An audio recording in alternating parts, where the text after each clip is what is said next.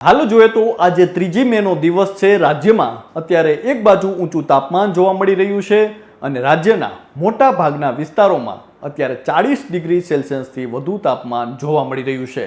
ભારતમાં ચોમાસાની શરૂઆતને આડે હવે 1 મહિનાનો સમય બાકી છે, ત્યારે ખેડૂતોના મનમાં સૌથી મોટો પ્રશ્ન એ છે કે ચોમાસું કેવું રહેશે।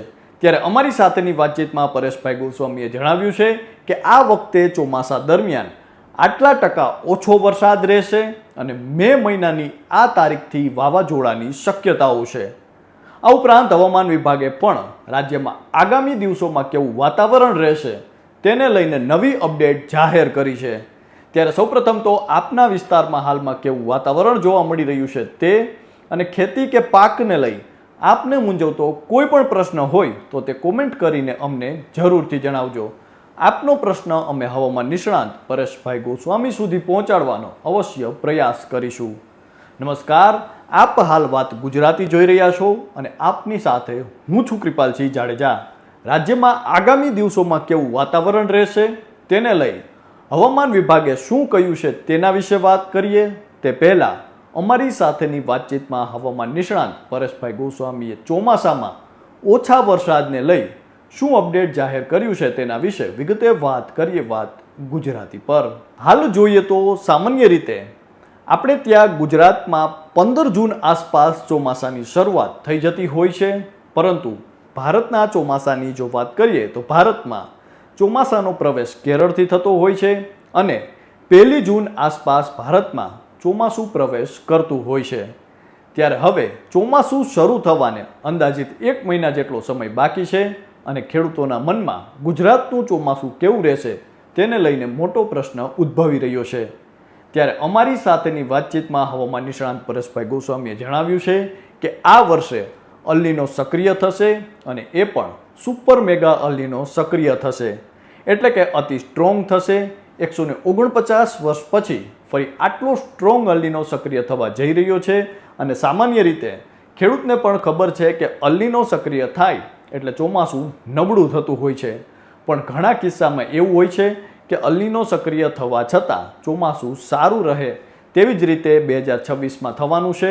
આ વર્ષે અલ નીનો સક્રિય થશે પણ આઈઓડી પોઝિટિવ રહેશે, જેને કારણે આપણું ચોમાસું નબળું નથી થવાનું। હા, એક વાત ચોક્કસથી છે કે ગયા વર્ષની સરખામણીએ વરસાદની ટકાવારીમાં થોડી ઘટ આવી શકે છે। ગયા વર્ષે 109% વરસાદ ગુજરાતમાં સરેરાશ વરસ્યો હતો, એની જગ્યાએ 90થી લઈને 94% સુધીનો વરસાદ થાય એવી શક્યતાઓ માનીએ છીએ। 90%થી જો ઓછો વરસાદ થાય તો તે વર્ષ નબળું કહેવાતું હોય છે, પણ મારો અનુભવ અને અમારા પ્રિડિક્શન પ્રમાણે એવું લાગી રહ્યું છે કે ગુજરાતના લગભગ 80થી 85% વિસ્તારોની અંદર 90%થી લઈને 95% આસપાસનો વરસાદ થશે। 2-5% કે 10-15% વિસ્તારો એવા હોય છે કે જેની અંદર ચોમાસું થોડું નબળું રહે, બાકી ઓલ ઓવર ગુજરાતમાં ચોમાસું છે એ મધ્યમ રહે તેવી શક્યતાઓ છે। આ ઉપરાંત વાવાઝોડાને લઈ પરેશભાઈએ જણાવ્યું છે કે મેં તો ઘણા સમયથી અનુમાન લગાવ્યું છે કે 15 મેથી લઈને 15 જૂન વચ્ચે વાવાઝોડું બને તેવી શક્યતાઓ છે। જોકે વાવાઝોડાના પ્રિડિક્શનમાં ક્યારેક ફેરફાર થતા હોય છે, પણ મારું એવું માનવું છે કે બંગાળની ખાડીમાં અથવા અરબ સાગરમાં એક વાવાઝોડું બનશે, કેમ કે અત્યારે વેધરની એવી પેટર્ન ચાલી રહી છે અને જે પ્રમાણે તાપમાન અત્યારે ઉચકાઈ રહ્યું છે આ પેટર્ન વાવાઝોડાને જન્મ આપે એવી શક્યતાઓ અત્યારે વધારી રહી છે। એટલે કે 15 મેથી લઈને 15 જૂન વચ્ચે કદાચ વાવાઝોડું બનશે, પછી એ બંગાળની ખાડીમાં બને કે અરબ સાગરમાં, પણ બંગાળની ખાડી કરતાં અરબ સાગરમાં શક્યતાઓ વધુ છે। તો આ તો હતી હવામાન નિષ્ણાંત પરેશભાઈ ગોસ્વામીની આગાહી। હવે હવામાન વિભાગની આગાહી વિશે જો વાત કરીએ તો હવામાન વિભાગના જણાવ્યા અનુસાર ઉત્તર પાકિસ્તાન અને તેને અડીને આવેલા કાશ્મીર વિસ્તારમાં 3.1થી લઈને 5.8 કિલોમીટરની ઊંચાઈ પર વેસ્ટર્ન ડિસ્ટર્બન્સ ચક્રવાતી પરિભ્રમણ તરીકે સક્રિય છે। આ ઉપરાંત આ પ્રદેશમાં નીચલા સ્તરે મુખ્યત્વે પશ્ચિમી પવનો ફૂંકાઈ રહ્યા છે। જોકે આગામી અઠવાડિયા દરમિયાન રાજ્યના મહત્તમ તાપમાનમાં મોટા ફેરફારની શક્યતાઓ નહીવત છે। આગામી 7 દિવસ સુધી સમગ્ર રાજ્યમાં વાતાવરણ સૂકું રહેવાની સંભાવના છે। આ ઉપરાંત હવામાન નિષ્ણાંત અંબાલાલભાઈ પટેલે જણાવ્યું છે કે 6થી લઈને 10 મે દરમિયાન ગુજરાત સહિત દેશભરના હવામાનમાં પલટો આવશે અને પ્રી મોન્સૂન એક્ટિવિટીની શરૂઆત થઈ શકે છે, જ્યારે 11થી લઈને 20 મે દરમિયાન રાજ્યમાં ભારે પવન અને વંટોળ ફૂંકાશે. આ ગાળા દરમિયાન વાવાઝોડા જેવો માહોલ સર્જાવાની શક્યતાઓ છે, જેમાં પવનની ગતિ 25 કિલોમીટર પ્રતિ કલાકની ઝડપે કે તેથી પણ વધુ રહી શકે છે.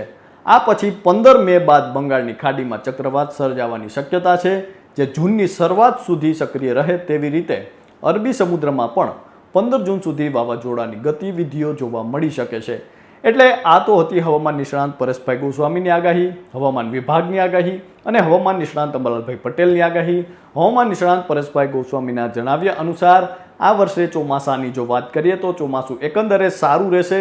ખાસ કરીને આ વર્ષે સુપર મેગા અલીનો સક્રિય થવાનો છે, પરંતુ ખાસ કરીને આઈઓડી છે તેના કારણે ક્યાંક ને ક્યાંક વર્ષમાં તેની અસર છે તે ઓછી જોવા મળી શકે છે અને ચોમાસું છે તે એકંદરે સારું રહે, પરંતુ ગત વર્ષની સરખામણીએ વરસાદ થોડો ઓછો રહે તેવી શક્યતા છે. હવામાન વિભાગે આગામી દિવસોમાં કેવું વાતાવરણ રહેશે તેને લઈને અપડેટ જાહેર કરી છે અને આ ઉપરાંત હવામાન નિષ્ણાંત અંબાલાલભાઈ પટેલે જણાવ્યું છે કે વાવાઝોડાની શક્યતાઓ ક્યારે છે. તો હાલ તો બસ આટલું જ. ફરી મળતા રહીશું વાત ગુજરાતી પર.